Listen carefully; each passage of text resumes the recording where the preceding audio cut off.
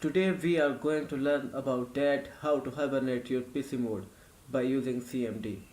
So for that first we will open our command prompt, enter CMD,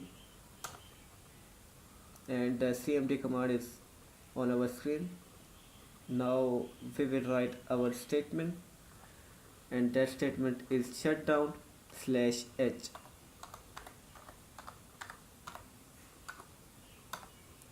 By entering this command, shut down slash h, and just enter to hibernate your PC mode. Thank you. If you like our videos, then subscribe our channel, share our videos, and don't forget to comment also. Thank you.